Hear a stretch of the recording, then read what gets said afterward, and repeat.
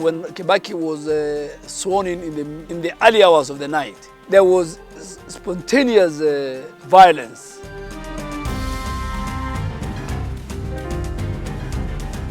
Now they said in Swahili, kama hii hatushindi, hii hakutakalika, Kenya haitakalika.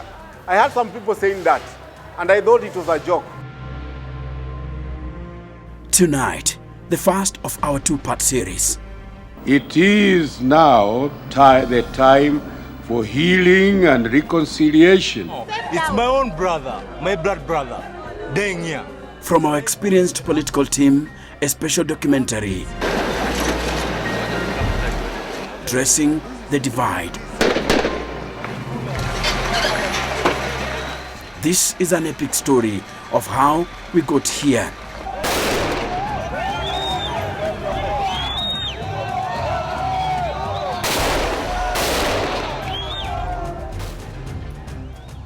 A decade of division defined by two seasoned politicians, Mwai Kibaki and Raila Odinga.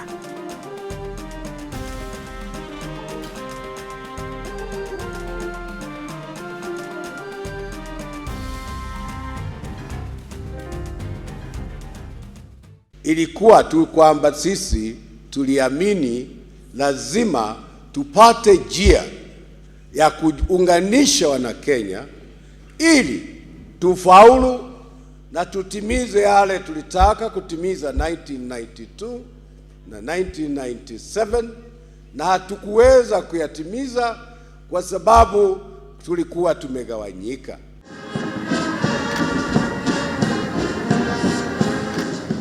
Mwai Kibaki arrived at State House with a promise of economic revival, a new constitution, and unity of purpose.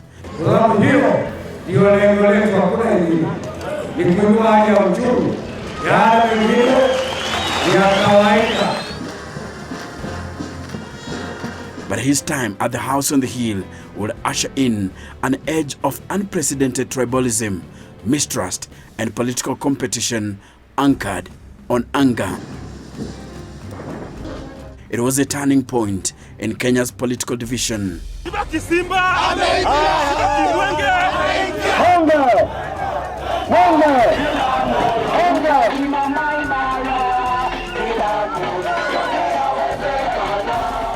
Kibaki's rise to the apex of the country's leadership came at a time Kenya was crying for change.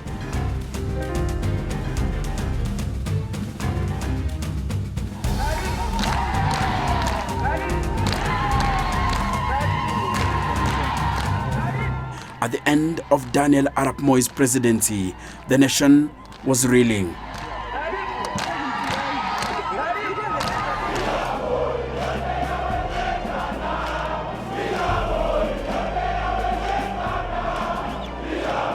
Mimi Mwai Kibaki naapa kwamba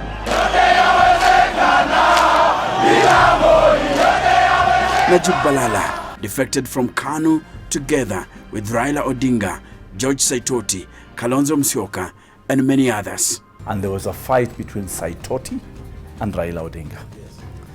And it was so bad until Raila Odinga gave up and said, it's not about being a prime minister, it's about getting Moi out.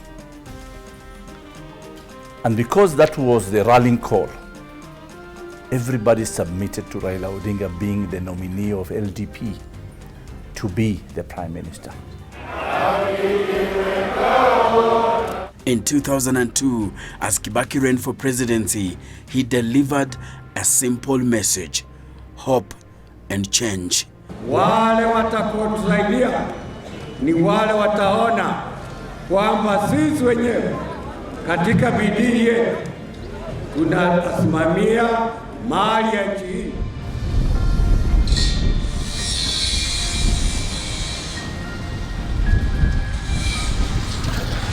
The National Rainbow Coalition were not the only ones looking for change.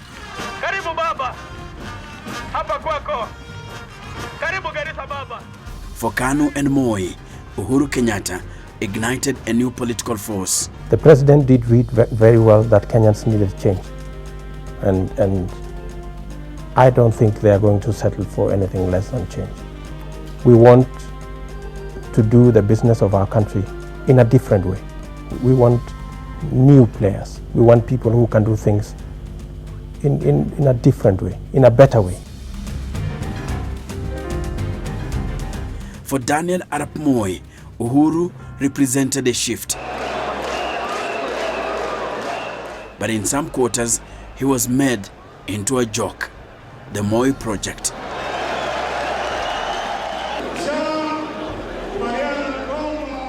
It led to a mass walkout as Raila Odinga engineered the disintegration of the once indomitable party, KANU.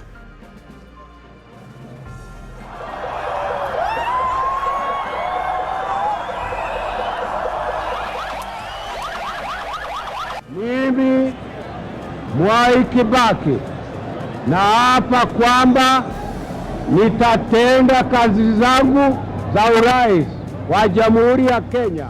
Mwai Kibaki had promised change and more so, unity.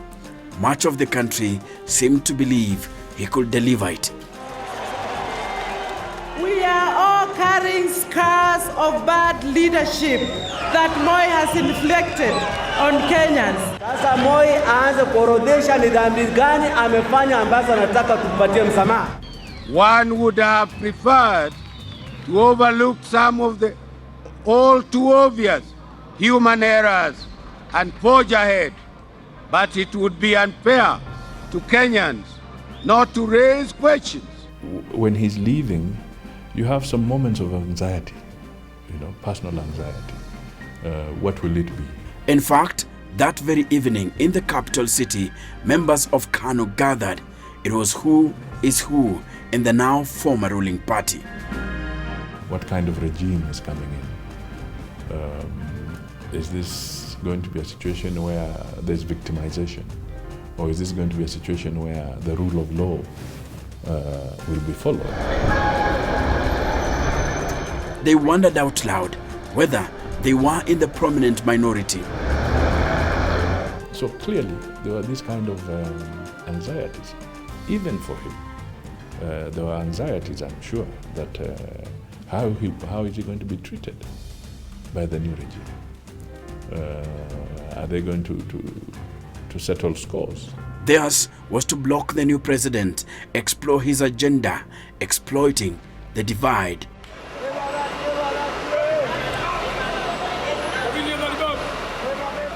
The economy that Mwai Kibaki inherited would be the defining challenge of his presidency, even though a push for a new constitution reshaped Kenyan politics for the next decade.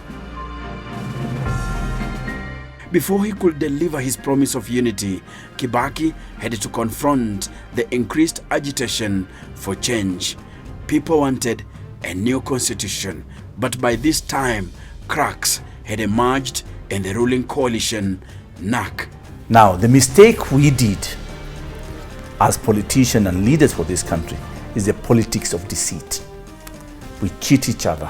Power got into the heads of some people, and they started behaving funny, excluding others in decision making, not meeting the agreements that we had agreed on. Backstabbing. These are the things that is haunting the country.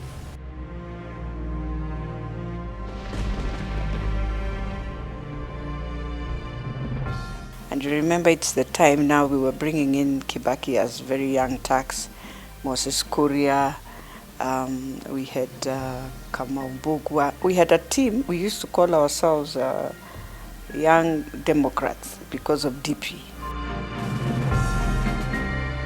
Beatrice Elachi, who was then an activist with Kibaki's Democratic Party side of the NARC coalition, agrees with Balala.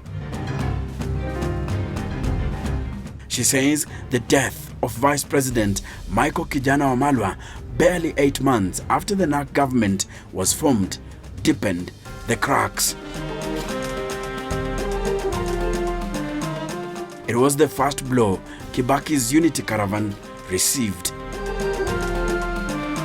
was sort of the one who would now manage to bring in and understand what the team of Raila would want, and he would moderate, a go-between.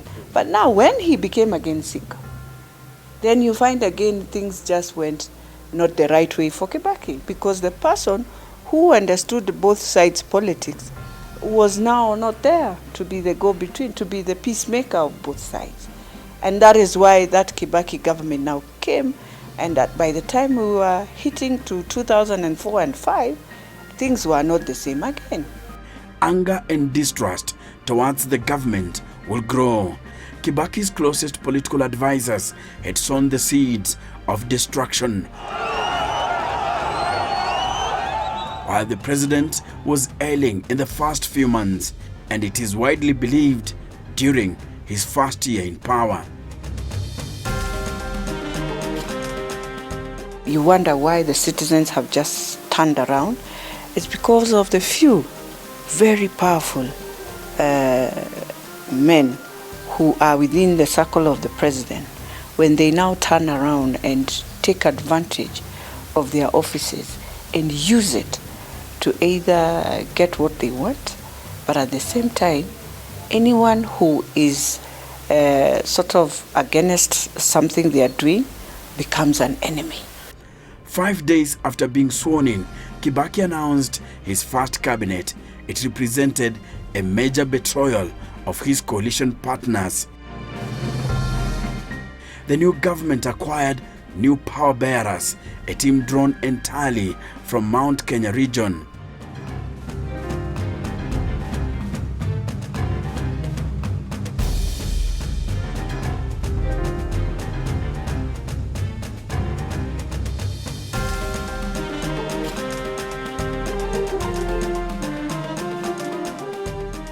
After Kibaki was sworn in, the gates were closed. And the gates were closed by one person called Matere Kereri, the controller of State House. These are the new operators. At least one provision had been changed. It was the provision of sharing government positions, sharing the management of state, whereby the president was Mwai Kibaki. Then below there was share equally this position, ministerial positions, permanent secretary, all that stuff. Now, it was then changed to say it may not necessarily be that way. That is now what brought the governments back. The NARC coalition headed by Mwai Kibaki promised a new constitution, commissions to address large-scale corruption and arbitrary land grabbing by the elite, as well as measures to tackle landlessness, unemployment, and police reform. I am fully aware of the job that is ahead of us, but I am encouraged by one thing. When I've looked around and talked to people with whom we have finally agreed on how to proceed, I am convinced that we have a team which is going to be very, very strong, very powerful. But one by one, those promises were abandoned by the Kibaki regime as the NARC coalition fell apart, while impunity and corruption became further entrenched. Men so close to the president had inherited a monstrous security procurement scandal known as the Anglo-leasing saga, a scandal that had been marinated for 6 years under the Moi regime. Anglo-leasing spoiled the mood of Kenyans, who now favored the Odinga faction in the NARC coalition, and foreign governments such as the UK, which was most vocal, and the US, which would have cut links but was more worried about its security interests. The significance of Anglo-leasing in defining the narrative of the Kibaki presidency lingered for years. It was with a lot of anger, and all of a sudden the country now turns around. Corruption was being fought, yes, but still corruption was within governments. And so you have to reach a point and sort of think, how do I stop this? How do we tone down so that things settle? But it was too late. Kibaki failed to deliver a new constitution as he had promised. A disjointed government meant a divided nation. This will be, yes, it will be like this.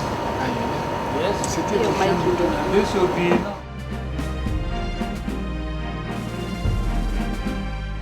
And when the 2005 constitution referendum was called for, the Raila Odinga faction joined the opposition KANU to hit back at Kibaki and his team. Sasa matashika adabu, sio? Na sisi tuko tayari kama wanachunga kwenda nao mpaka kule katika debe. We were chungwa. Those are the guys who were banana. And we went across the country describing how rotten a banana is. And that it is better an orange because it is properly secured inside the peels. And we succeeded. And Kenyans listened. Kenyans listened. I was almost the bishop of the Katiba. Kibaki was handed an embarrassing defeat in what was seen as an opinion poll over his then 3-year reign. Timu ya orange imeshinda timu ya ndizi, sivyo? Bao 10 kwa bila. The country was then split in two. The unfortunate thing is that after we won, and we didn't win the government was Mwai Kibaki, he sacked all of us. No, I wasn't sacked. I'm saying we sacked the minister, the Raila Odinga, Balala, everybody was sacked and replaced by Mwai Kibaki. Following the results of the referendum, it has become necessary for me, as the President of the Republic, to reorganize my government to make it more cohesive. He realized even if you retain them, you'll still face more challenges within. Removing them gave them an opportunity to focus on now Orange Democratic, that's where it was born, and they were able now to move as an opposition. That was an indication of where Kenya was going. Adan Duale was a member of the movement that soon transformed into a political outfit, the Orange Democratic Movement, ODM, under the leadership of Raila Odinga. And the momentum of the referendum continued beyond the referendum. That's why in 2007, ODM was formed, and ODM won the election. That was a time he assembled critical leadership across Kenya. He had serious leaders from Western, he had serious leaders from Nyanza, Rift Valley, the whole of the pastoralist, coast, name it, Nairobi. He had the best chance then. All of us were in ODM, I was in ODM. He had nearly the whole country.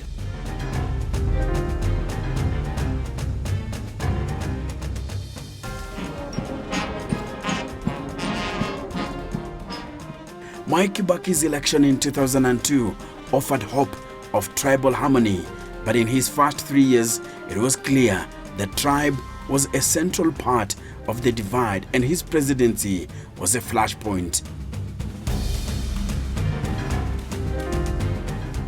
The opposition and the media reminded people just how Kibaki had centered his administration around people from his native community.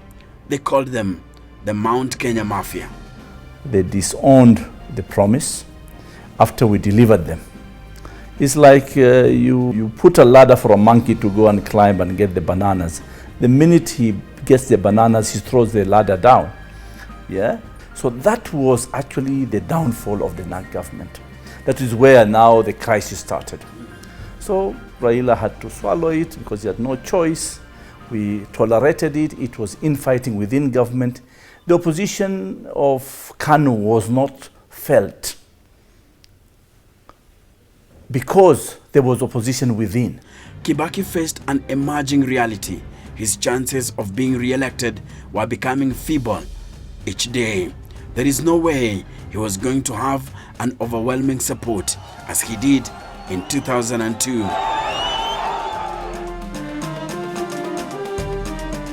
The man who had led his victorious campaign, Raila Odinga, was now his main challenger.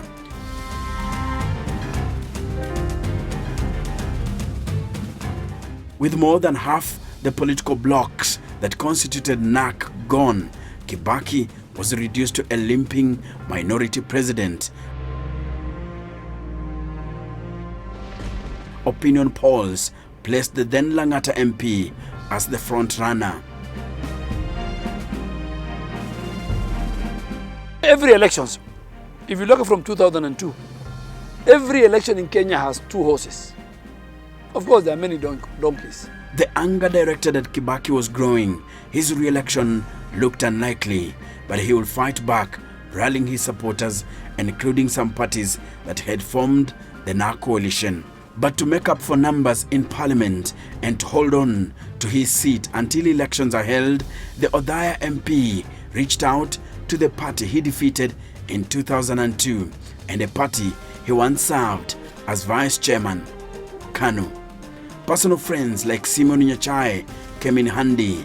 The Ford People leader accepted a cabinet slot. For much of 2007, Kibaki cut a lonely image of a candidate on his own, headed for a downfall.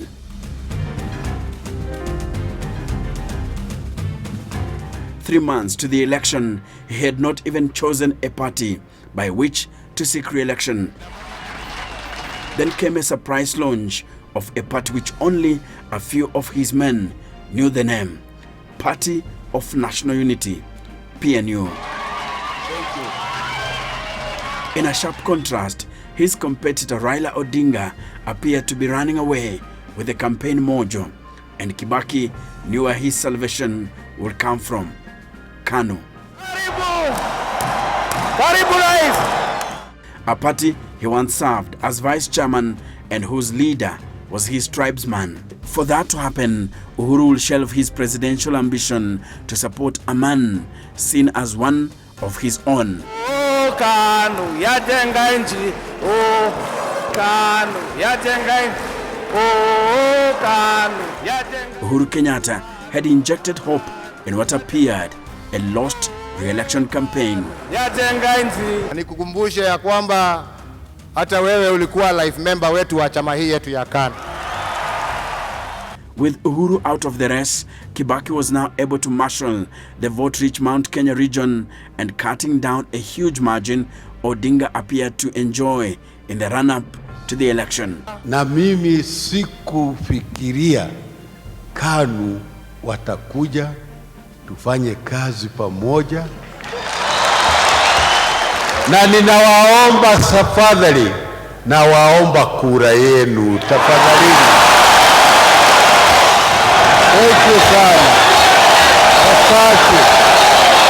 Asante sana. Hello, how are you, Kolia? I realized that Kenya was divided. Ethnicity was actually taking its toll. Joseph Madenge, an experienced photojournalist, was in the thick of things as the country prepared for the 2007 elections. He covered both PNU and ODM rallies. I could see people who were affiliated to PNU. Most of them were either from Central, and ODM, of course, were from Nyanza and Rift Valley. You could see the division between the two groups.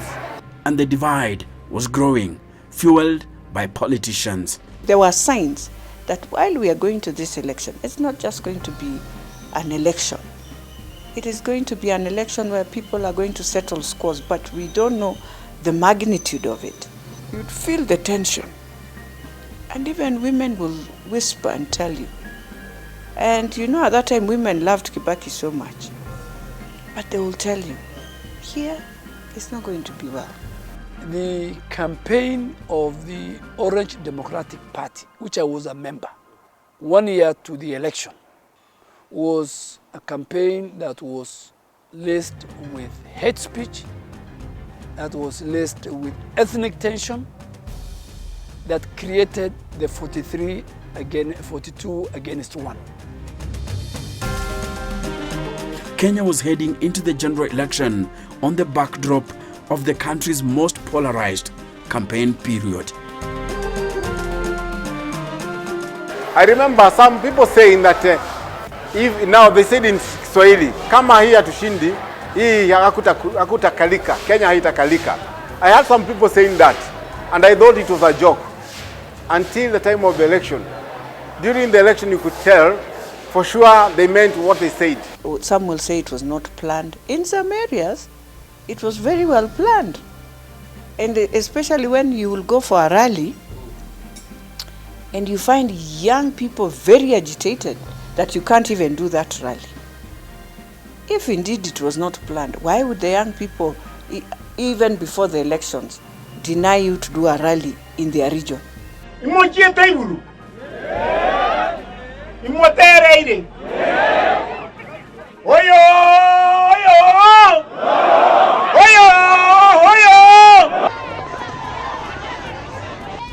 Yes, once upon a time, Mwai and Magara landed in Kisii. But to their utter dismay, they were not as welcome as last week. Omugambi remembers. Mimi niliangalia nikasema hii mambo nilikuwa ninafanya wakati nilikuwa kijana. Kuchemuka. Oyo!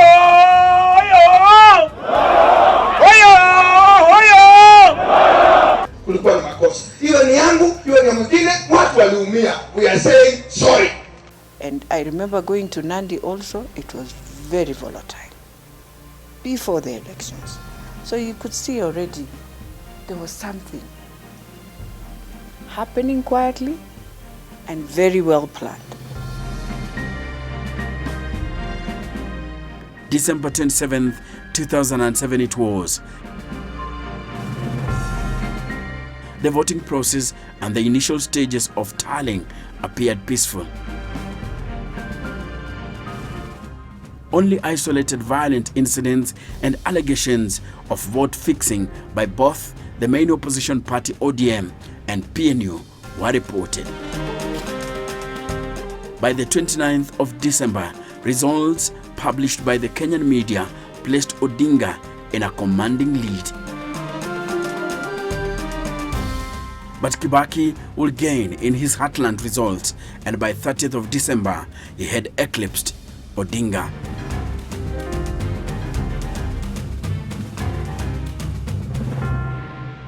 It was quite clear that there was interference by the state. And they went away with it. So we can't announce nothing.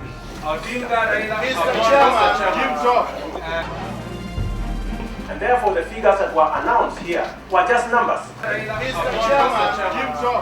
Senator James Orengo was at the KICC when chaos dominated the tallying of presidential results.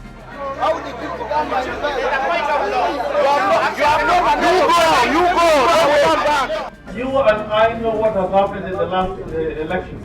Most of the voting went on quite well in a lot of the polling stations across the nation. But when it came to the transmission of the results, that's where the problems, started. And some of them were done at the local level between polling stations and, constituency centers or other regional centers, or as they were being transmitted to Kenyatta International Conference Center. When Kivitu gave his results, those results did not tally with the ones in the media. Raila connected me at Pentagon House, ananiambia twende huko, our people are fighting alone at KICC. Let us go and pack them up.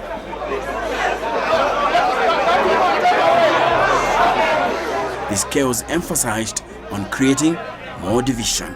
Form 16, which shows from Chepalungu constituency, where the Honorable Raila Odinga garnered 42,300 votes. The tally form indicated that he had garnered 420,000 votes. With Kibaki now ahead of Raila Odinga, according to the Electoral Commission of Kenya results, ODM were convinced the results had been tampered with. We were so excited that at the time all these things were being done to us, we were very busy crafting the next government. You are doubting your officers delaying the result, and we are doubting the same results that are being announced here. Well, in that case, in that case, if you doubt us, you know where to. Let there be a tally of all the 210 constituencies.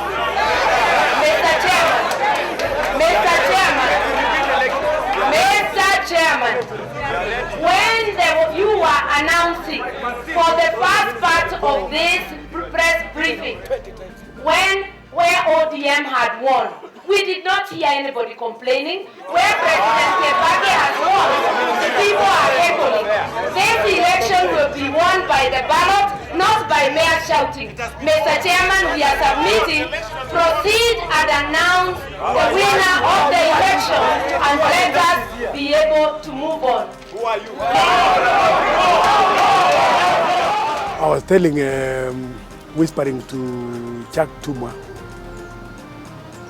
you are a fine man. Give us fine results. Even if the fine results are us losing, so long as they are fine. I told him. Then all of a sudden, 2 columns of GSU started coming from my right and then doing a funnel. And then the electoral body officials, members, commissioners, were beckoned to stand up. And then they were told to walk.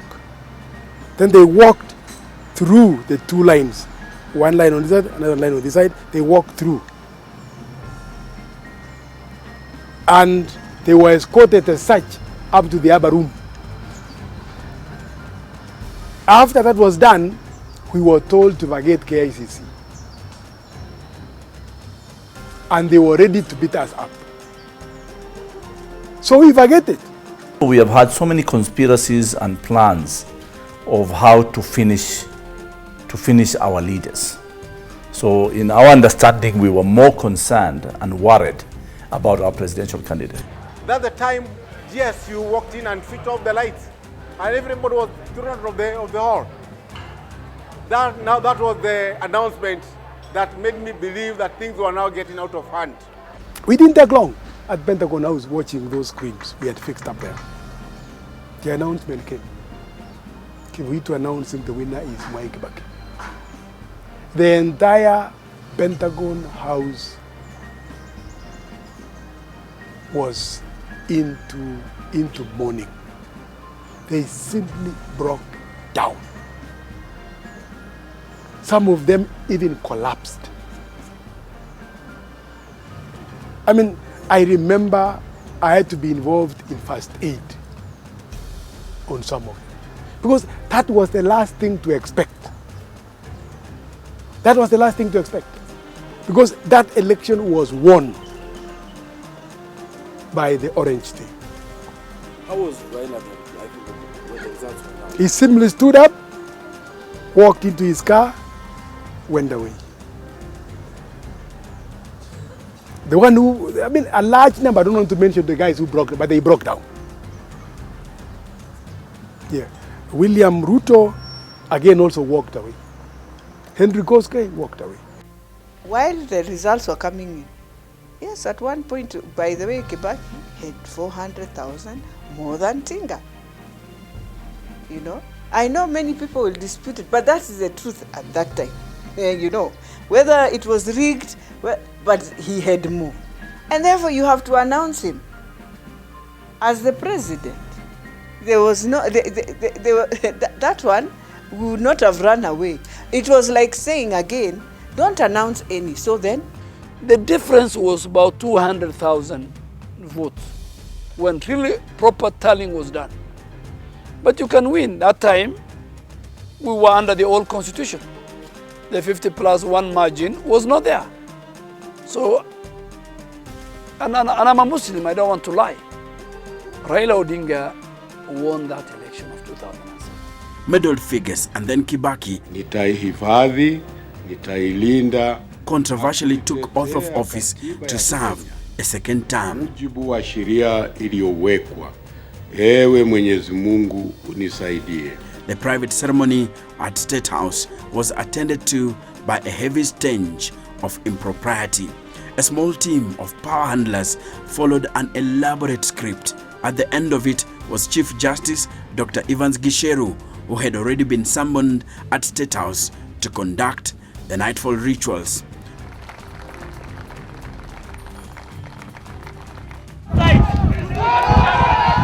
It was a moment that literally set parts of the country on fire.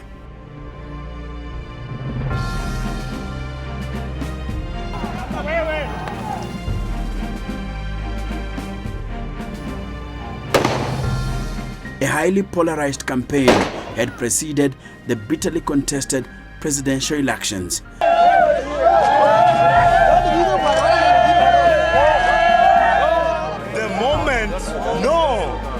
The moment they'll kill our brothers and sisters, like right now, it's my own brother, my blood brother, dying here with a live bullet, and I have that bullet. The regions that did not support Kibaki's re-election bid felt cheated by the official results and erupted in violence.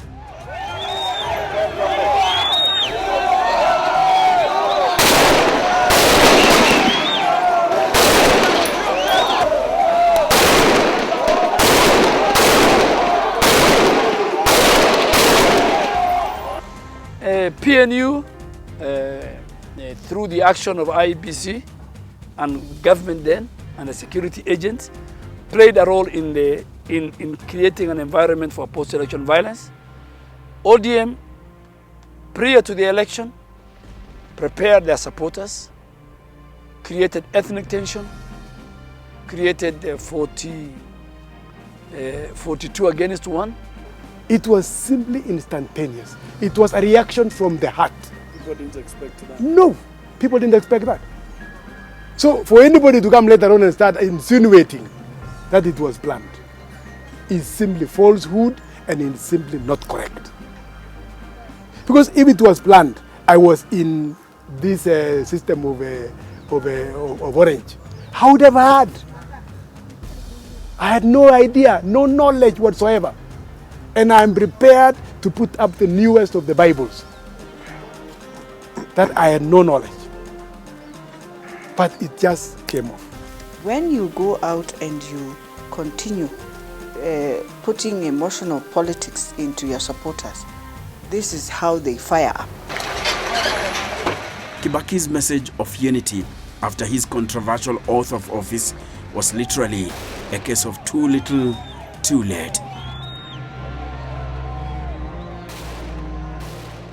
I call upon all candidates and Kenyans in general to accept the verdict of the people. With the general election now behind us, it is now the time for healing and reconciliation among all Kenyans. Over 1,300 people were killed and over 600,000 others were displaced following the violence. So meddled were the figures that a commission of inquiry led by former South African judge Johan Kriegler failed to find a green light on who between Kibaki and Odinga deserved to be in State House. You, sir, both of you gentlemen, were wise to come to the conclusion to appoint IREC instead of trying to do a recount. That would be impossible. To put it bluntly, nobody will ever be able to say who won or who lost this election. It was simply too bad before any results got to the KICC. And after protracted boardroom talks, Kenya ended up having a negotiated government, and so they called it the Grand Coalition Government. Mwai Kibaki and his rival and former ally Raila Odinga ended up sharing government. Kibaki remained president while Odinga took up the newly created Prime Minister's position.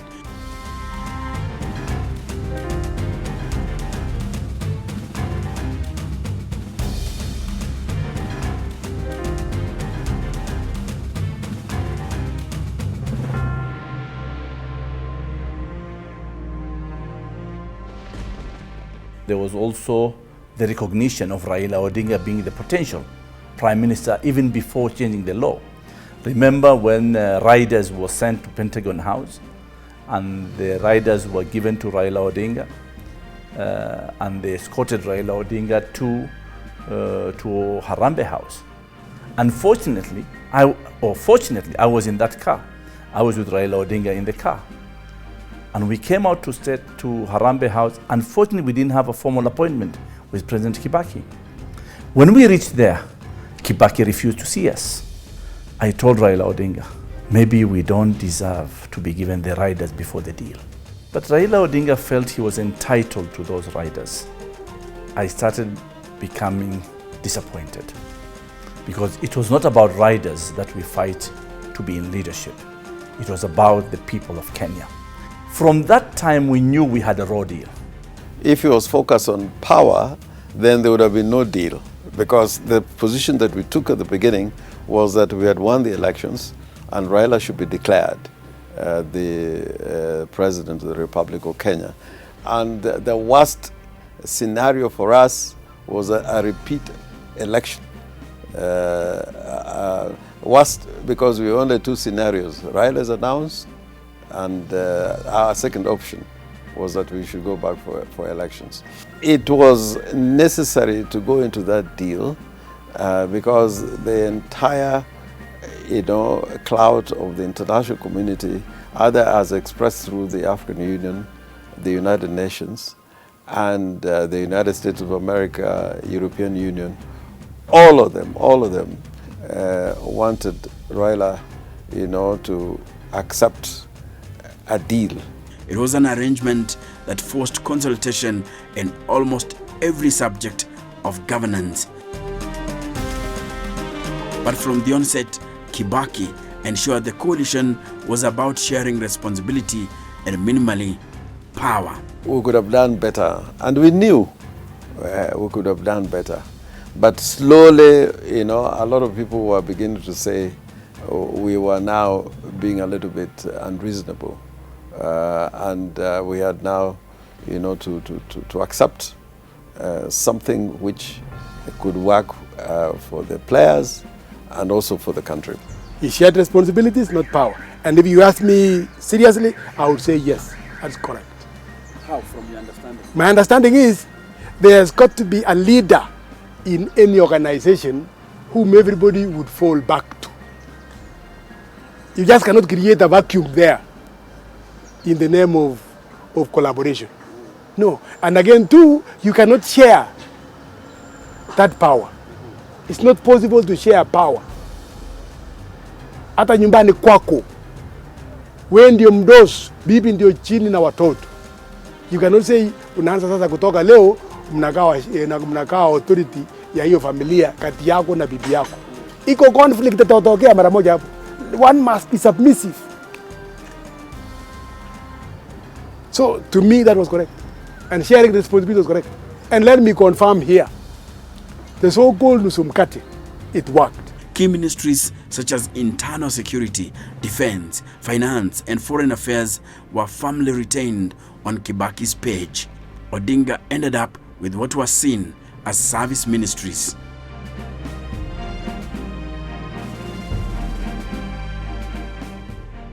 Sasa sisi tuko ndani ya serikali. Waziri mkuu hana habari ati rais kesa atakwenda kupeana district pale. Anapeana tu peke yake. Waziri mkuu anakuja kwa sherehe kubwa kama na hii ya serikali, PC hakuna. Unaambia PC ameenda Nairobi. Kama Kibaki alikuwa anakuja hapa, PC angeweza kwanza kuja kwa hapa. Na angewekewa sana namna hii bila hata choo. Angewekewa. Alafu na nusu kapeti namna hii. Nusu mkeka. If Kibaki and PNU behaved properly and accepted the terms and the position of the Prime Minister as set out in the law and in the Constitution, things would have gone a different direction.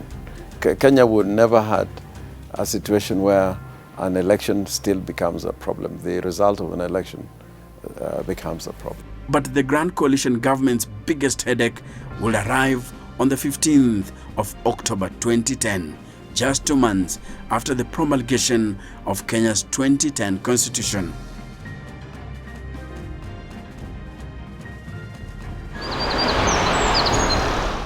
The International Criminal Court indicted 6 Kenyans over crimes against humanity charges committed during the 2007 and 2008 post-election violence. Mr. Kenyatta, would you kindly stand up and introduce yourself?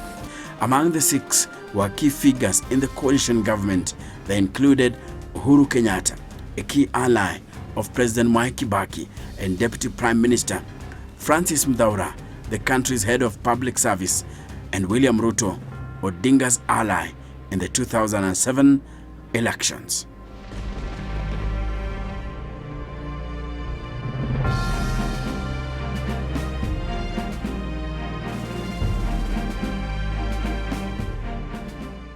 This is the Kenyan Historian.